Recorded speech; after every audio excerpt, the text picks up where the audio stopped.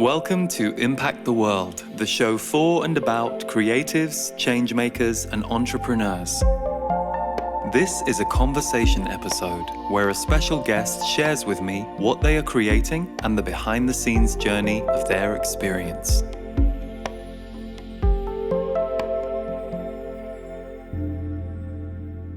Hello, welcome to this week's episode of Impact the World, where my guest is the brilliant Shelly Tygielski.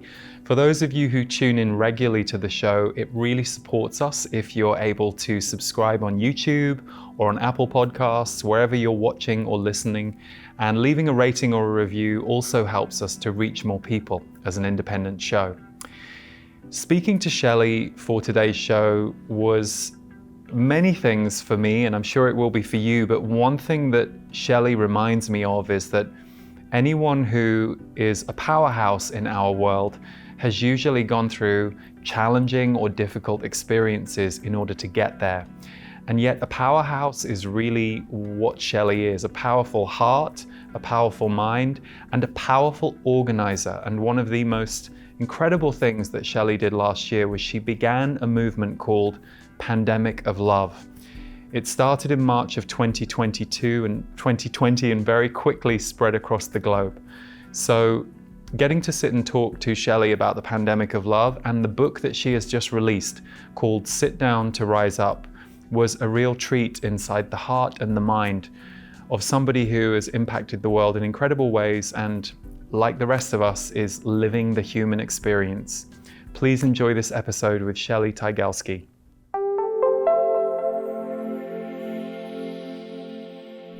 We had a few minor technical issues in this show, but it's a wonderful conversation and we hope you enjoy. Shelly, thank you so much for being here today. It means a lot because, for a couple of different reasons. Number one, I love this book that you've created, but more than that perhaps, and I know the book came on the back of that, I just love that in March 2020, when we were going into, in many ways, a pandemic of fear, you created a movement called Pandemic of Love. So I salute you for that, and thank you for being here today to talk about that and many other things. Thank you. Thanks so much for having me. So Pandemic of Love, can you, for someone who's not met you before or didn't hear about the movement, could you just share a little about what it was, what compelled you to start it, and how it took off? Yeah, well, so Pandemic of Love is, in its simplest terms, it's a mutual aid community. That usually mutual aid exists in like micro, hyper-local communities, but this actually became very quickly a global grassroots phenomenon, which is incredible because it's proven that something like mutual aid, which is really an exchange of goods and a redistribution of wealth, and we can define wealth very broad and different terms, but it essentially has proven that mutual aid can be scalable and exportable and replicable and really be built by the people for the people, not just in times of crisis, but as a safety net, in everyday life. And so I was dabbling in mutual aid as a meditation teacher, already leading a community in South Florida, which is where I'm originally from. And I was leading a community of about 15,000 meditators on Sunday mornings since 2015. Every Sunday morning we would gather on the beach in Hollywood, and Hollywood, Florida, not California. And I've seen the photos of that. Yeah. They look incredible. It's phenomenal. It was amazing. It was such a great, again, grassroots community that grew from 12 girlfriends who wanted to learn how to meditate to just a gathering of perfect strangers who came together to form a community. And so within that community, we started to, just dabble in different types of mutual aid that were during times of crisis or during certain times of the year, like if it's back to school or during the holiday season or Thanksgiving, or if somebody was diagnosed with cancer or lost their job, everybody would sort of rally around each other, and we started to formalize that process. And so when the pandemic hit in March of 2020, I, like everyone else, was sitting in despair, thinking about, oh my God, lockdown. And first, of course, you think about how it pertains to your own life, right? Like how it pertains to the things that you had planned over the next, because we thought it was only going to be a couple of weeks, Yeah, we or did months. at the beginning, yeah. So we're like, okay, I have to move these things around or push this retreat off or this workshop I have planned. And then I started thinking, well, my son was a senior in high school at the time. So I was like, oh, they're going to cancel prom and they're going to cancel graduation. And so you start to sort of expand that circle of consciousness to like other people too and how it's affecting their life.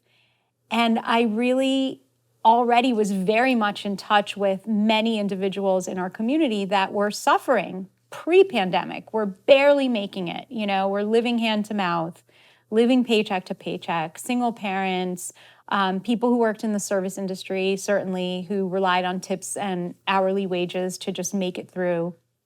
And I knew that it was going to be a huge problem for them. Like I could already see that coming.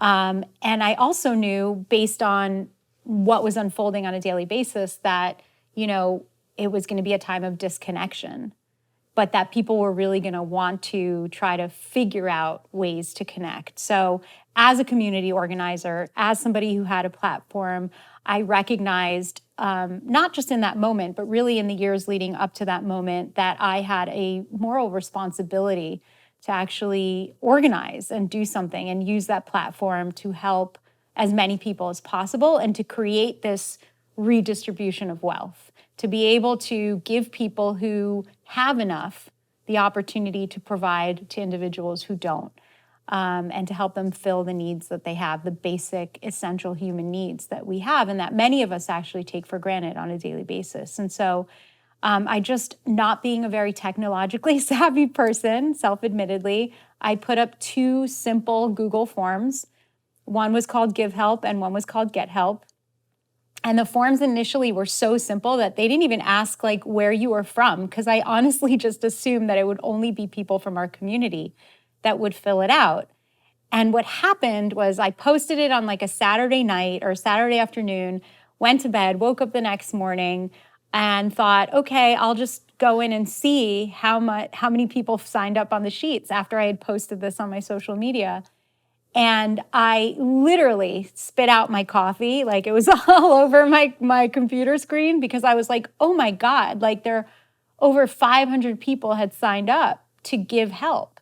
And when I went into the Get Help page, there were like 300 people already that had signed up. And so I started to scroll through and I was like, I don't even know who these people are, nor do I recognize any of these area codes for their phone numbers. And some had international numbers. So I was like, what is going on here? And then I looked at my phone and I had like text messages that said like, oh my God, Kristen Bell and, reposted your video that you made, and Maria Shriver did, and Deborah Messing. And I was like, this is insane. Right. This is crazy. But I think what happened in that first week was that as people were leaning into fear, as they were leaning into this fear of the great unknown, Pandemic of Love was an opportunity for people to feel useful and for people to feel like, I'm in control of the response and how I want to use this time and this kind of feeling that I'm having of the great unknown to respond in a way that actually is productive, right? And isn't like leading me down this like slippery slope into this black abyss of like, the world is ending. Yeah. But rather, if the world should end, then it'll end on my terms. Yeah. And it'll end with like a final, declaration of love. I love it for a million reasons, but a couple of things that stick out to me right now, right? As I think one of the big pain points for people was we as a community have been separated. We were all told to stay away from each other and go into our houses. And yet here we have a brilliant example of how, okay, well, let's figure out how to be a community in a different way. But I also love that you said 500 people wanted to give and 300 people needed. And that to me is so symbolic of the world at large. Like if we figured out some of these systems, how we could redistribute in a very different way. So was it always in you to be a community organizer in this way? Has that been in you since you were little, or is that something that grew over time? Well, I always had a very like outgoing personality. I was never shy. I think definitely, emigrating, coming to the U.S. at a very early age and sort of being, thrown into a preschool room with a bunch of kids I'd never seen before helped me come out of that shell, right? If I ever even really had one. But it wasn't until I was in middle school, and I speak about this incredible friend that I had, who is still my friend. She lives in New Zealand now. Fiery red hair, the most beautiful, soul I had ever met, and still to this day. And her name is Jennifer Hyde. And she was like nobody had ever met before. She was a friend that I had met in elementary school, but became really good friends with her in middle school. We were in the same like political science class or something like that. And she was just very like aware of the world because of the house that she grew up in, with her parents always talking about like politics and, what was happening in the world at the time, whether it was current events or whether it was even then like global warming, which was just at the cusp of like being on our consciousness. We were talking about the ozone layer at that time. This is like in the 80s, right? Yeah. And she would bring all this information to class all the time, which was like really intriguing to me. And I just found myself drawn to her. And so I would go over to her house after school. And when I would go over to her house, normally you go over to like a friend's house when you're in junior high school and you're like, talking about hair and boys and like whatever else you talk about, looking at teen magazines or what have you. And she actually had like magazines for PETA and Greenpeace and all of these different organizations. Right. And we were going door to door at that time, trying to raise money to save whales and trying to organize a recycling program at the school.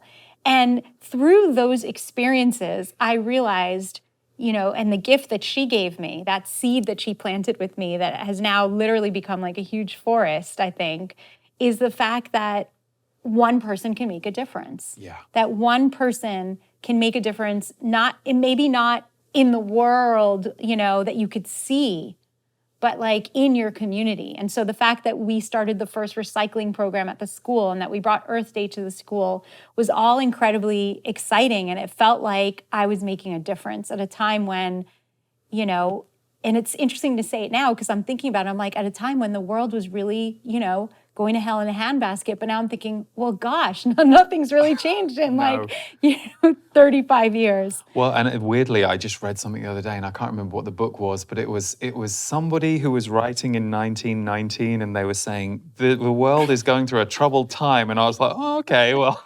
Maybe I'll just ease off the gas of my concern because maybe this is just the world forever. Yeah. But yeah. There's a theme. Yeah, exactly. And it's funny you talking about the 80s because all I tend to remember from my school days, because you and I are the same age. Yeah. Aerosols. Like I remember we were just told not to use it was like, oh, don't use aerosols. Oh, okay, well we won't use aerosols. But I mean, you look at where we're at now and it's so interesting. But one thing I want to touch on, and you start your book with this. It's an incredibly compelling start to your book, which we will talk more about in a moment. But you talk about you were at the DMV with your mom. Yeah. You've just emigrated very recently from Israel, so she isn't speaking English at that time. And someone tried to kidnap you while she was having the eye test. Could you, I mean, that story's unbelievable. Could you share it? Yeah, definitely. So I don't remember any of this, and I actually have had like therapy to see if I like was traumatized by this incident. And I really don't feel any residual trauma. Because you were 2 years old. I was 2 years old, but also remember, again, I was a really friendly kid and like just completely gregarious and would just talk to anybody. And that might have been probably one of the reasons I was like a very kidnappable kid, to be honest with you, because I would just walk away with whoever. Okay. But yeah, my mom and I were at the DMV in Brooklyn, which is where when we left Jerusalem, we moved to Brooklyn. My father knew somebody there who could give him a job. And so that's kind of how we ended up there. And my brothers were already in school. They're older than me. They're 7 and 10 years older. So they were in school that day. My mother went to go get her driver's license and her ID and was taking her test covering one eye. And when she was done with her test, I was gone. I wasn't there anymore.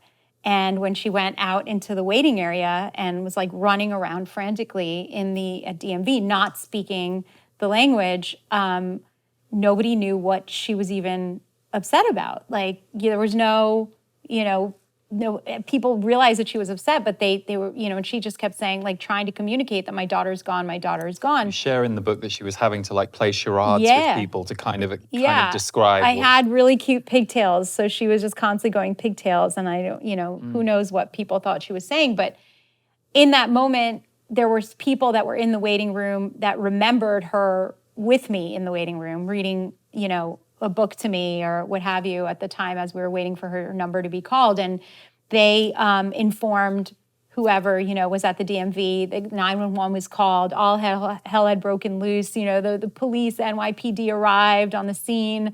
And at that time, remember, again, this is like in the 1970s, there are no like cameras.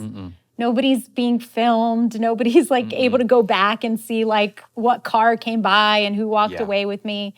And so my mom just thought, okay, this is it. Like, she's gone. Like, I'll never see my daughter again. And in the moment of franticness that she really, as she explains it now, was in just that moment of like realization that I will probably never see my daughter again. This woman emerges from this chaos that's ensuing in front of the DMV and just actually comes up to my mother, grabs her hand, is like talking to her in English. My mom has no idea what she's saying. The police think she's just some crazy woman and like, are trying to get her away from my mother. And then the woman goes like this to my mother, like pigtails. And my mother was like, "You're my person. What do you need to tell me?" And the woman just grabbed her and my mom just started running with her. And this woman is the Good Samaritan, My family hasn't kept in touch with her. It's not as easy. It wasn't as easy back in the day. There were no mobile phones. You kind of lose track of people over time, right? And they knew nothing about this woman, but this woman basically was one of the people sitting in the waiting room as my mother was, called in to get her eye exam and saw this couple walking out with me that wasn't my mother. And in that split second, she had just a moment where she could think about what her response was going to be, right? Is she going to run in and try to get my mother and say, "Hey, somebody just walked out with your daughter"? Or was she going to essentially risk her life and follow these people to see where they're taking me? Or are they putting me in a vehicle? Or are they taking me into a building? And they wound up taking me into a building that was like several city blocks away from the DMV into like a Section 8 housing complex. And she saw what building they went into and then proceeded to run back to the DMV to get my mother. And basically at that point, dragged everybody to that building where the building was on lockdown. And they started going floor to floor, apartment to apartment to try to find me. And like on the second to last floor, as they were coming out of the elevator, when my mother was really losing hope that at that point I wasn't in the building anymore, I was in the arms of a woman playing with her hair who was like in a muumuu or like a house coat or something, And I couldn't understand why I was just jovial. My mom says I was super happy and like really happy to see her, like, "Hey, meet my friend," like I made a new friend. And yeah, I mean, it was incredible because every single time my mother would share this story or my family would share this story at like gatherings, or it was like the shock element of like, "Oh, when Shelly was kidnapped when she was 2, it would always be like kind of just, kept on the down low. They would say it that way. And then people would be like, "Wait, what? Repeat that? What? When your daughter was kidnapped?" And then my mother would go in and tell the story and I would listen to it. And it always was about, the reaction was having empathy for my mother at the end, of course. Like, "Oh my God, that must have been terrible for you. How did you get through that?" And then they would ask me questions like, "Do you remember anything?" And it was never about like this incredible woman. The spotlight was not on this and I just kept coming back to this woman, like what was it in her that made her in that split second decide that she was going to risk her life to save me, right? She didn't know what kind of danger or if she was following a person that could injure her or had a gun or what she was walking into. And she essentially had the agency, and that's really what the first chapter is about in the book, right? It's about this sense of agency that we all are born with agency. We all have free will, but do we all have that sense of that agency? Do we all, are we really connected to it? And so I've been fascinated with that question my entire life. And I've been trying to really create these default modes for myself where rather than being in that fight, flight, freeze mode, which many people probably sitting in that DMV probably had that same thought, right? Yeah, and also the DMV is Yeah. not one of the most high vibrational places on the planet. It's Definitely kind of like, not. oh, so, Yeah, in the 1970s yeah, with linoleum exactly. floors and the fluorescent lights, Exactly. exactly, and the metal chairs. But yeah, but I guarantee you, so many people in that moment all saw me leaving with this couple and was like, oh, that looks odd, and then just like went on to continue reading their magazine, their Good Housekeeping or whatever they were reading, and this woman just was like, oh, hell no, like this is not what's happening. I'm gonna, just follow these people. And I've just been really fascinated with that because I was like, okay, this woman, this Good Samaritan who saved my life, basically moved beyond fight, flight, or freeze, which we have evolutionarily over, all of our existence. We've been conditioned to do this from a survival perspective. Yeah. How do I move beyond that to empathy and action? Yeah. How do I move, or the tend and befriend, as it's called, like in the mindfulness circles, right? From research now. But I always called it empathy action. Like, how do I move into empathy action mode? And then, how do I lean into that default mode? And the other question that I always ask myself is, which we talked about earlier, was how do I come from a place of love? Yeah. How do I go into the action mode, but then also make sure that whatever the reaction is, whatever the response is, that it's coming from a place of love. I love that. And I think that was the most interesting thing for me about starting your book with that complete, in a way, circle of life moment. Because if we look at your story from the outside, and I don't mean to position you in a certain way, but I know that that's how you'll be positioned. Oh, here's this woman who started the pandemic of life, and I get that. And there's a place for that storyline, and that's important. But what I loved was that you brought it right back to age 2, this circle of life moment for you, where a Good Samaritan completely impacted your life. And your message to all of us and your actions is like, hey, we can all do these incredibly impactful things. And of course, we're Impact the World. So that's why I was excited to talk to you today. Not just about the book or about Pandemic of Love, but really about your journey that I know began, as you've shared, in your young life, knowing that you were a love activist, an activist in many ways. You even, I'm going to share this actually. This is something that you have on your website. You say, I spent decades climbing the ladder as a corporate executive. Now I combine the pragmatic lessons I learned in business with my lifelong mindfulness and meditation practice to get positive stuff done in the world. Gun reform advocate, social justice champion, self-care coach, community organizer, meditation teacher, person who shows up for the cause. I should add mother and parent. If I believe in it, I go for it, and I try to help others do the same. So this way of being has been in you since you were little, but I'm imagining that mindfulness, meditation, and your deep dive into all of that really in some way strengthened the core of everything you're doing. Definitely. How did you come to that work? What took you into that world? Ooh, I think it was, I know it was a deep dissatisfaction with the confines of the religion I grew up in, right? And I love Judaism, growing up in Israel, of course, like you kind of are either Jewish or you're not Jewish. Like it's not like you're Christian or you're Muslim. It's like you're either a Jew or you're non-Jew. Right. There's only 2 things you could be, right? And I grew up in a family that was very religious, very Orthodox, Sephardic, which means like Middle Eastern descent, right? Not Eastern European descent. And the traditions are really what drove like everything that happened in our life. Even when we moved here to the US, same. My parents really, like, our entire life was centered around being Jewish and being part of the Jewish community. And that can be a really beautiful thing, but I think it can also be really stifling if you're kind of looking to expand beyond a box. you know? And some people are very happy being in a box and it works for them. But I have never been somebody that could be contained in any type of a box. So for better or for worse. And, you know, I was searching. I was like constantly searching for meaning and purpose and what's my purpose in life and, you know, what is the meaning of all this? Like, why are we even here? Like, I was asking those types of questions and I had, you know, I was listening to like Morrissey and I was having like social angst. Yeah, like, that'll do it. Like that. Yes, totally. Right. You're like, I was walking around with like a Catcher in the Rye and like listening to Morrissey, God, which I is like, that book. yeah, when I was a teenager. Totally. I was like, oh, wow.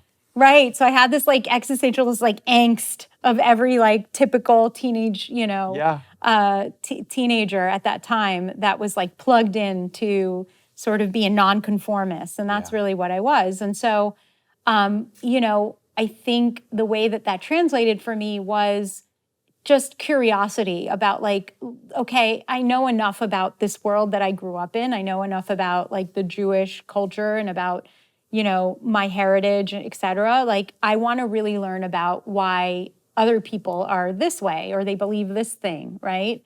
And so I took an opportunity when I went to college and when I went to grad school to really explore that more and to take classes that were outside of what I was supposed to be studying. And I took a class in graduate school with Robert Thurman, who people always refer to as Uma Thurman's dad, but really he's way more than that. Right. He's a founder of Tibet House, and he really is just one of the foremost experts on, you know, on Buddhism in the world. And I took a class with him. I audited a class in graduate school with him, and really wanted to learn more about like Eastern philosophy and religions. And Tibet House was like, had formed a few years earlier, and he would always have flyers out and tell us about like the free events that were happening. And again, remember, I was at the time like a very observant Jew. So for me to go to like Tibet House, you know, was scandalous. Right. It was like, what is Shelly doing like in this idolatrous place, you know, like crazy. But it was, I was at Columbia University, which is like on 125th and Riverside and on Broadway. And Tibet House is like all the way down near Chelsea. So it's super far apart. Right. So I was like, what are the odds that somebody's gonna like see me walking into Tibet House, right? So I would venture down there once a week for a class with Sharon Salzberg. And I picked her because her name sounded Jewish. I swear that was like the reason why I picked her class. That's a good reason, yeah. Because I was like, this is really interesting, like a Jewish meditation teacher. Okay, let's see what that's about. And I would go to her classes, and I have to tell you that, you know, in all my years of praying 3 times a day as a Jew growing up, right? That's what I used to do. Very formulated, wake up in the morning, say your morning prayers, in the middle of the day, stop everything, say your afternoon prayers, and then before you go to bed, you say your evening prayers. And I'm not talking about like, now I lay me down to sleep. I'm talking about like, you like 80 pages worth of like stuff in like a prayer book, right? Very formulated. And sitting in her class for the first time, practicing metta and just doing a loving kindness practice was the most transformative thing. It blew my mind open. It blew my heart open. And I was like, oh my God, like without even really saying any words at this point that I knew in a rote manner and was able to recite, right? Without even saying any words and just sitting and feeling and like sitting in self-awareness and, you know, just taking a sacred pause, I feel more connected to the universe than I ever have. To something. I don't know what that is, but I'm feeling that. I want more of that. How do I get more of this? And so I secretly would like go attend her class on a weekly basis. And I would always sit in the back and I would never say anything. And I finally just had the courage. I mustered up the courage at the end of class one day. I waited until everybody, you know, all the fans would like basically leave and ask their questions, and I waited for her to start walking out, and I just followed her, and I said, "Hi, I'm Shelly," and she's like, "Hi, Shelly." I go, I usually sit in the back, and she's like, "Yeah, I know." Like, I see you. It's not that big of a class, and I'm like, So it's so funny to like recount it now because I just think back to that version of me and also like to how our relationship has evolved, like as a teacher and student and friends. And I said to her, can I ask you a question? And I'm sure she thought I had like the most profound question in the world to ask her. And I said, I looked around so that nobody would see me. And I said, are you Jewish? And she said, am I Jewish? And I said, yeah, are you Jewish? And she just, in typical Sharon fashion, she giggled. She has like the most infectious laugh. And she said, I'm a boo Jew. And I was like, what? What's a boo Jew? What's a Jew boo? Like, what's going on? And she said, well, you could be both. Like, you don't have to pick. Like, there's, truth in both. You could hold both truths in duality. Like, you don't have to be one thing or the other. The world is not black and white. And it's funny because I recount this story in the book, but I also have talked to her about it. And she's read the book and she wrote the afterword to the book. She doesn't remember any of this, by the way. Yeah. But for her, it was like this moment, passing moment. And for me, lightning. Oh, it gave me permission. It gave me permission to be both, right? To not have to choose, to not have to like live in hiding, to explore more and to just go deeper into this contemplative practice and learn more about, meditation and then eventually about mindfulness and then, all of the other sort of modalities that have stemmed from this contemplative practice.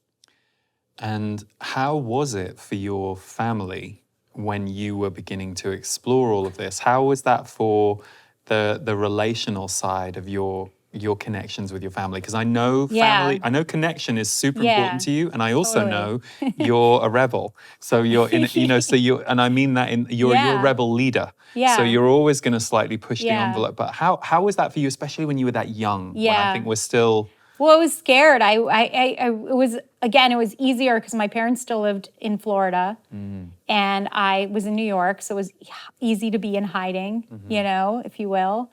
And I guess, when you think about prayer, it's a contemplative practice, right? Yeah. So there wasn't anything, if you will, that was like out of the norm.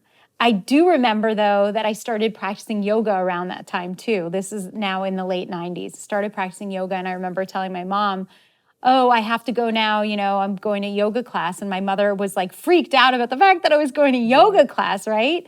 And said, what do you mean? What do you mean you're going to yoga? Like, that's idolatrous. It's like only Buddhists do that. And I'm like, no, it's like exercise, Mom. Like it's stretching. It's not, we're not praying to anything. We're just stretching, basically, And so my parents, like many people, like at the time and still today, like have they stigmatized meditation. They stigmatized things like yoga at the time, which now it's so funny because it's like, oh, it's so mainstream, like it's not even something that is, but it's hard to remember and imagine and going back to the time when it really was something that was kind of like odd and weird for people to do, right? Yeah, even therapy, like my parents' generation and my parents and lots of their friends, like, if you're going to therapy or counseling, there's something wrong with you. Yes, exactly. Whereas thankfully now we recognize that helps build you, that kind of, whether you're getting that holding from a professional or a friend, that kind of inquiry builds you and fortifies you. Exactly, yeah. I mean, my parents kind of really, for a very long time, I would say like, really had no clue, like half of the things, 90% of the things that I was doing in my life, like growing up and even, to this day, like it's not that I don't share with my parents, it's just that they have like their own, they live in a box, and that's a very comfortable space for them. And so sometimes I'm successful in kind of like bringing my mom out of the box a little bit and showing her my world. And then she immediately goes back into her box, which is totally fine and wonderful for her. But my parents, I think the break sort of happened when I stopped keeping the Sabbath, and I started to kind of wear pants again. And then when I met my husband, Jason, who is not Jewish, And my parents stopped talking to me for 2 years. They disowned me. They basically were like, if it was a choice, like, you're going to marry him, you're making a choice as to whether or not you want to continue being a part of this family. Because that's the biggest slap in the face that you could possibly ever, give us, is marrying a non-Jew. And so I made that decision. I was like, I can't believe I have to make that decision, but I have to live my truth. And I don't believe that religion should divide us. And I believe just in being a human, and like that we're all one. And I believe that this is my person. And so I'm going to explore that and be with him. And again, love finds a way. My parents, if you kind of build that wall and you make it so that there's never a way to return back, you sort of close off and you build shields around your heart, then there's a lot of people who sort of have these moments of fracturing, and then that's it. It's like that's the time when my family and I went our separate ways, and we never saw them again. We never talked again. And for me, I always left that door like slightly ajar, and I was like, they're going to come around, and they're going to want to see their grandson, and they're going to eventually realize that Jason's a good human being, and that he loves their daughter, and that he, is a great dad, and all these other things. And so that's exactly what happened. We kind of left that door open and made sure that it was never this like black or white, unforgivable transgression, but rather like, what tools do they have to work with, right? And I know, and I talk about this also in my book, that my mother is, my mother was born in Iraq. My mother was airlifted out of Baghdad into Israel at age 2. She was one of 17 children and a female at the time. So imagine like being a woman born in Baghdad, like that's like, you're a second-class citizen from birth, basically, right? In your own family. And so now all of a sudden my mother had this opportunity to like go to school and learn to read and do all these things because she was in like one of the last in the pecking order. And so she had this opportunities that her sisters, who some of them were married off as young as 12 years old, if you could believe it. 12 years old. So, and we're like having kids by like 13, 14, 15 years old, right? Wow. So I think about that a lot. I kind of think about that. I think about my grandmother a lot, who really had to endure a lot of pain and suffering and live within the rules of the societal rules and traditions that she was born into. And I think about the fact that, maybe my grandmother only had like a hammer and a chisel, and that was her toolbox, if you will, to keep going with this metaphor. And my mother has like a drill, not a drill, a screwdriver. Yeah. And I'm sitting here, it's so easy for me because I had all these opportunities to explore and to go to school and to take classes with Robert Thurman and to do all these things. And I have like a power drill. And so it's so easy for me to sit there and like, be building this enormous, like great complex structure and be like, what's taking you so long over there? Like, come on, let's go, and it's easy for us. I think we all kind of operate from that lens very often. So I try to really take that lens off very often and see the world through my grandmother's eyes very often. And then I see my mom completely differently, and I'm so proud of her, and I'm proud of the woman she is, and the life that she was able to give us, and just how far she's come, and and so my book is dedicated to her, because really, where would I be if it wasn't for her sacrifice and her strengths and her ability to, I think, go beyond what she was taught, that was very black and white, which is incredible. Beautiful. If we may talk a little about like one of the most striking chapters of your life, as well as the book, is where you talk about in your late 20s, you lost your eyesight. And I'm paraphrasing, but you talk about how you realized in losing your vision that the mind sees, and that that loss opened up a different world for you. Yeah. Yeah, please share some of that with us, because that's really extraordinary. Yeah, I mean, I think, I realized, yes, that the mind could be blind, that even if you have full vision, your mind could be completely blind. And I know many people who are like that today, right? We all do. I was going through a really horrible divorce. Not that there's really a divorce, I think, that's ever not horrible, right? So I was going through a very challenging time in my life, and I felt very lost. And it was just stressful. I was living in a very toxic environment, as most people who are going through separation or divorce are trying to figure out how to uncouple, right? Especially if you have children and you're like trying to figure out who's getting this pot that you didn't even want in the first place, and this sofa and these four walls. And so in living together but apart during this like time, right? It was just like a very kind of heavy environment to be in. And it was very stressful for me. I had left my daily regimen of meditation, because again, like you get stressed out. So you're like, rather than doing the things that are good for you, you sort of do the exact opposite, right? You're like, you're at the point where you just stall and you do nothing, which is the worst thing you can do. And I woke up one morning and I just literally couldn't see. I was blind. I had a whiteout. It's the best way for me to describe it. White blood cells rushed into my eyes. My brain was telling my eyes there was an infection that wasn't actually there. And they had become so engorged that I couldn't actually blink them away or see through them. They had no way of getting back out, circulating back out. And my eyes were also at that time, because of the heaviness of all of these white blood cells in my eyes, started to leak. The capillaries started to burst, started to leak in the back of my eye cavity. And so that's from a very technical perspective that I found out what was going on. But at the time when I woke up, I had no idea what was going on.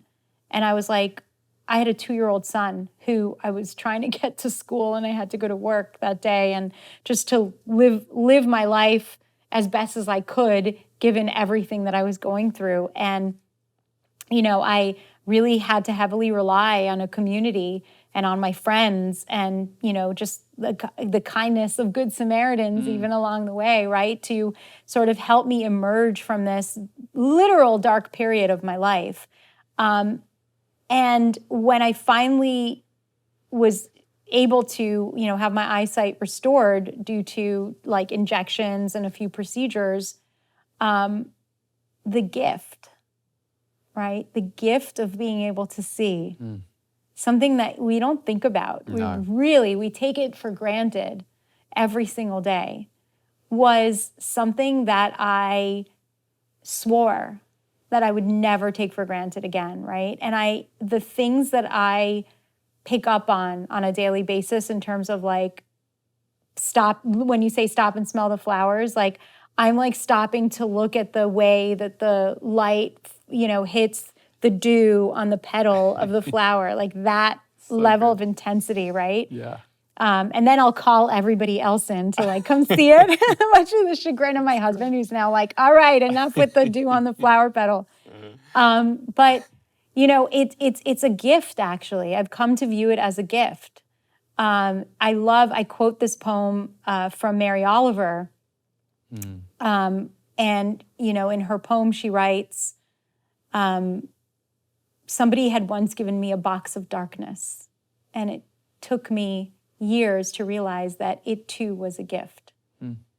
And that is like exactly how I feel about this box of darkness that life has given me, right? That at this point, over 20 years or close to 20 years of struggling, and so many procedures and just injections and eye doctor visits and specialists, et cetera, I've come to learn that, there's a very real possibility that I will be blind.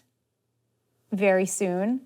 I'm already blind in my left eye. So I've been dealing with that for the last 2 years. And I'm like emotionally prepared for that. You know, I'm at the point where I think like, oh, you know, it's not that I'm not trying to like stave off blindness, Sure. you know, I'm doing everything that I can do. Like I'm eating, I changed my diet, I changed my lifestyle. Like I do all of these holistic things, of course. But I'm also like a realist, you know? And I think to myself, like, what's the gift in this darkness?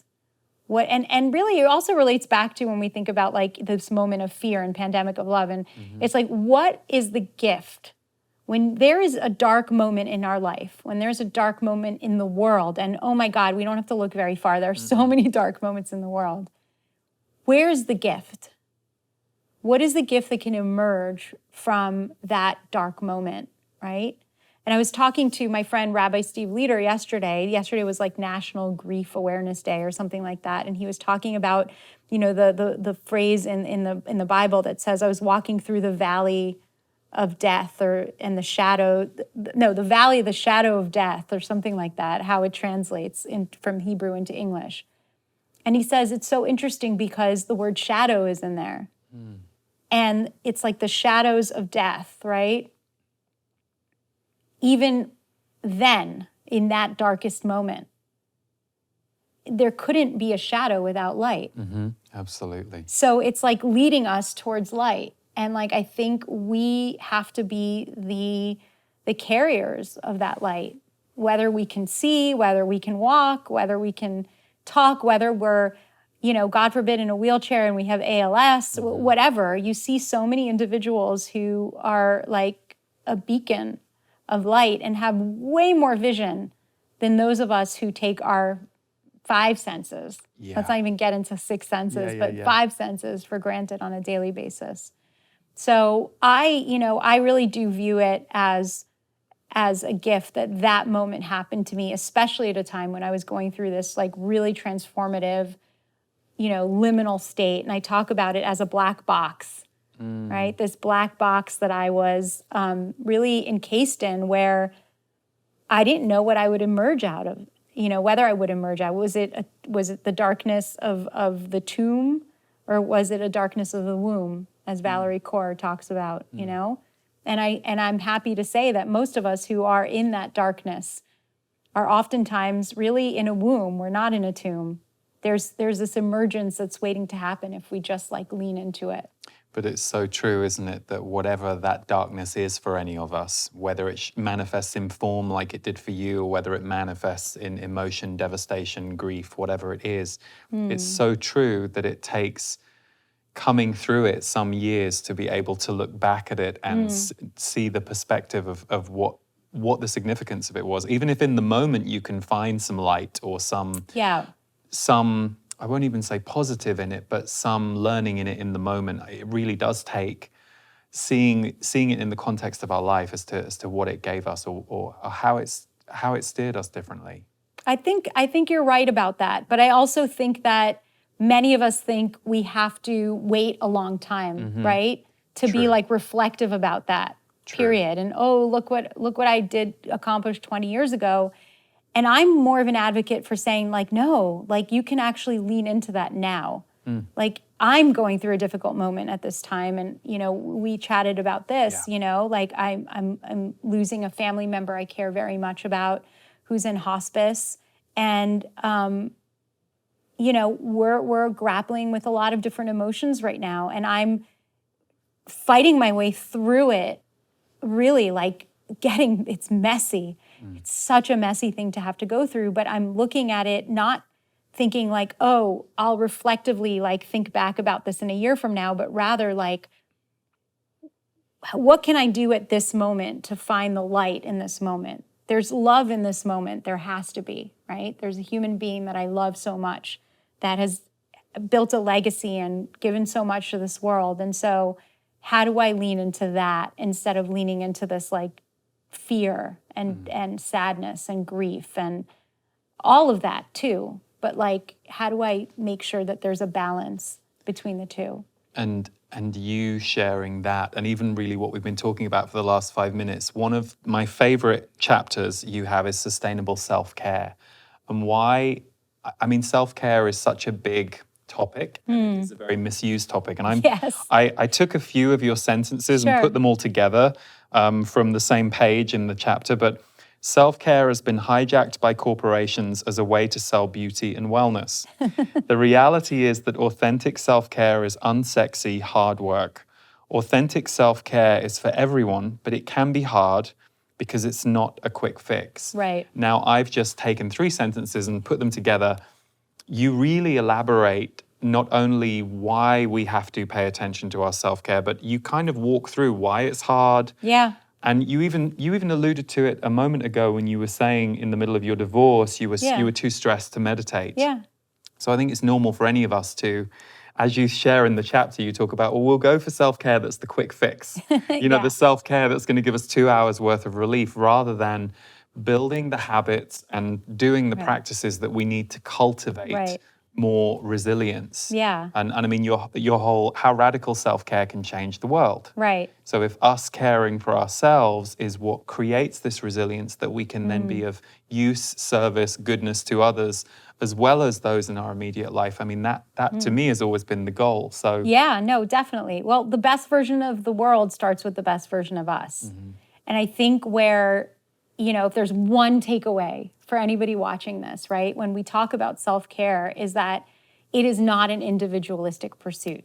I know the word self is there, and so it is misleading in that sense, because we think, oh, self, so it's talking about the I.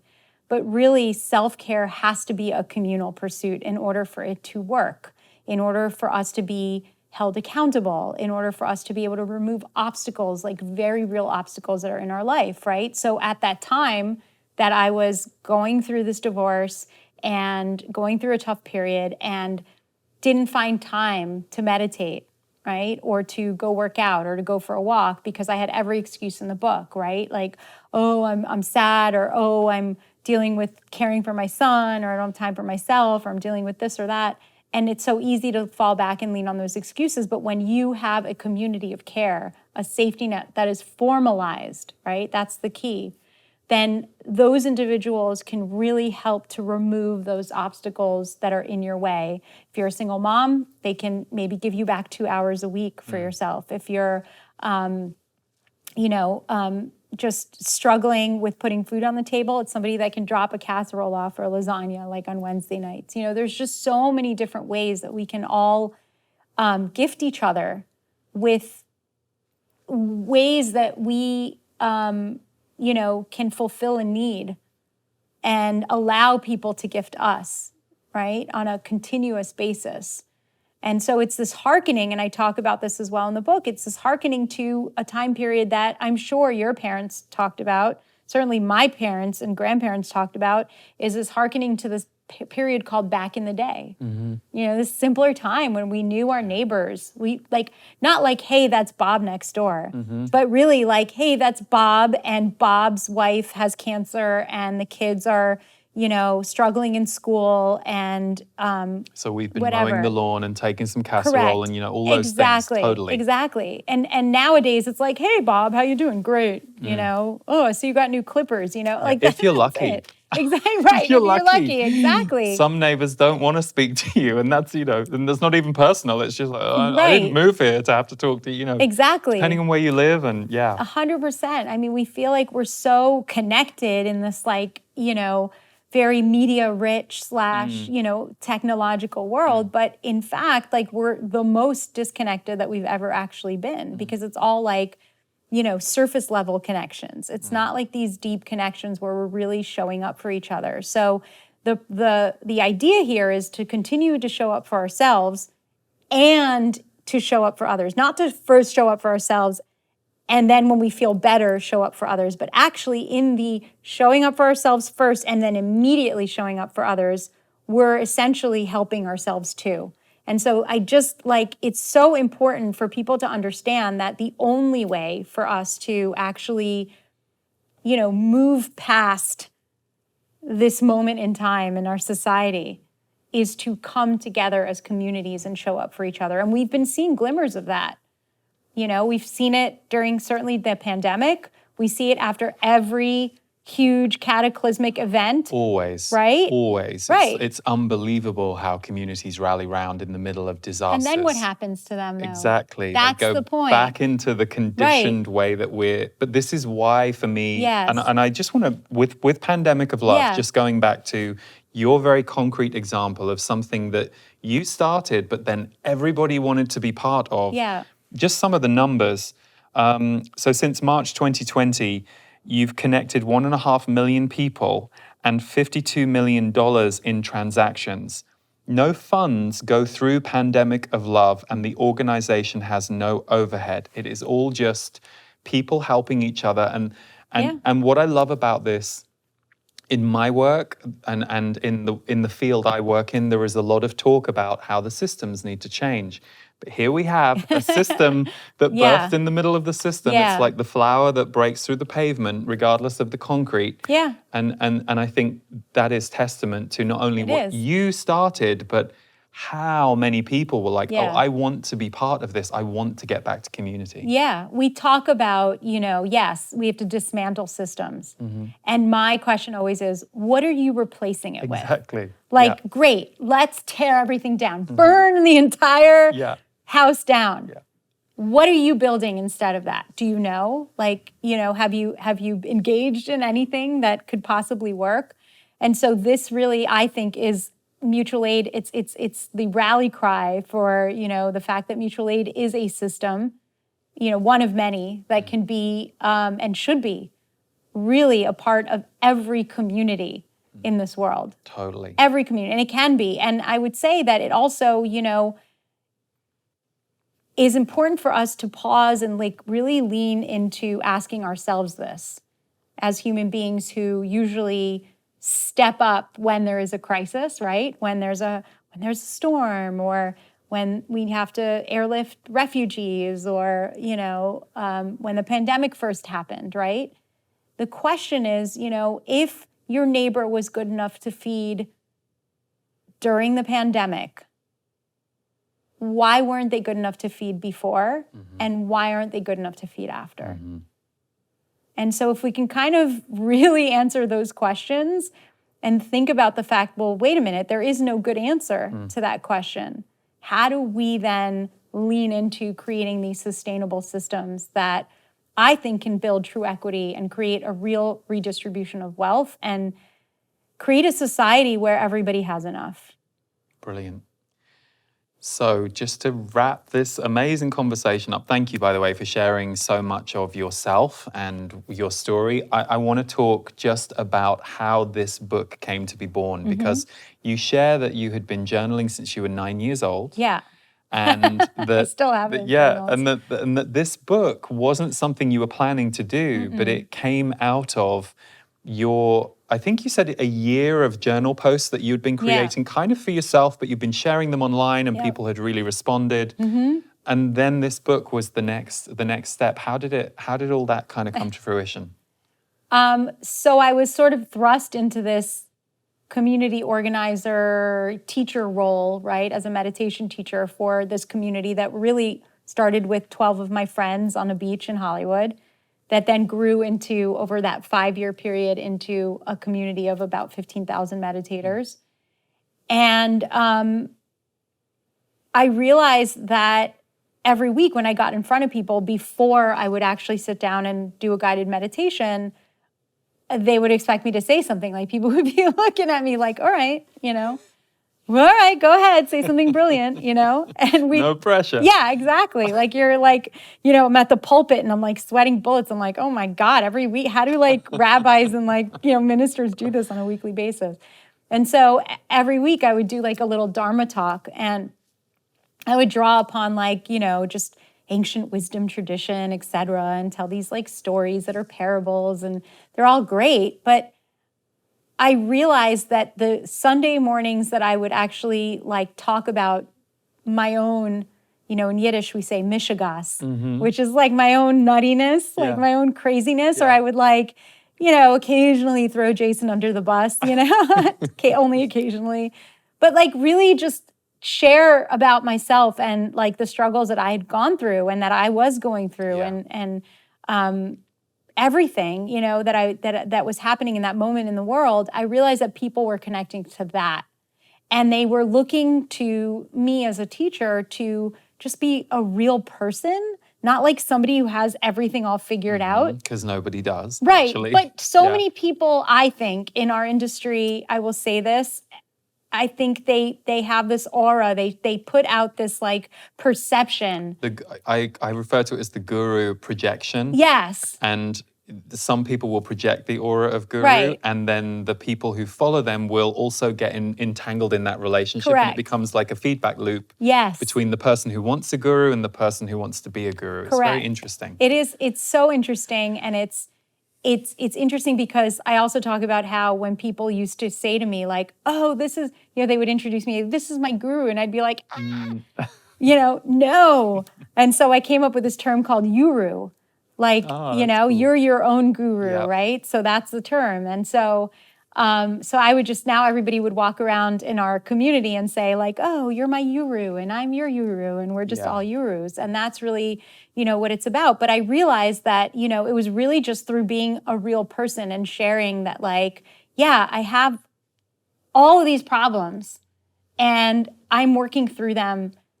And the only difference at this moment between you and me is that I have tools. And I'm sharing these tools with you because these tools are helping me work through everything I'm going through, which is very similar to what you're going through because we're going through this human experience, right? And we can't avoid it.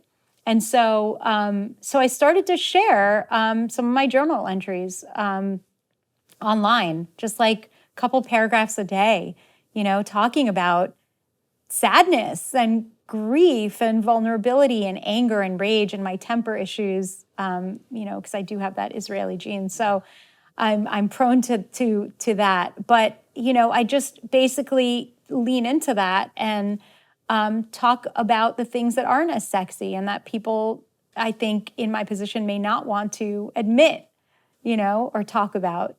And so that resonated with people. And so I said, you know, I'm going to start doing this every day. I'm going to do it every morning for 365 days and see what happens. And at the end of that process, I had just a body of work that I was like, wow, this is pretty incredible. So I started to really just, you know, kind of put it in these little silos of like, okay, this is talking about vulnerability and this is talking about empathy and then eventually started putting that out to friends who were, you know, literary agents or had published a book before and were like, you should really do something with this. Yeah. And so it was Sharon actually who pushed me into publishing a book and helped me find my writing coach and helped me find a literary agent. And so kudos to her, you know, for always pushing me in the right direction. Beautiful. Well, it's a beautiful book and I know it's going to do incredibly well. And I feel it will do the same thing that I feel you do in your life and Pandemic of Love has done, which is continues to seed this energy. So I just salute you. I think you're brilliant. I think you're fantastic. I love your vulnerability because that's real. And so the whole picture is what we need. So thank you for being you and for impacting the world the way that you do and for coming and sharing so much of that with us today. Thank you. Thanks for having me. Thank you for this space that you've created.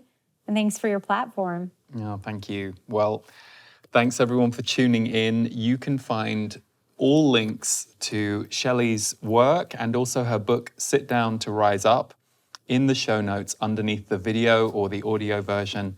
And thanks for tuning in today. Have a great week and we'll see you next time on Impact the World.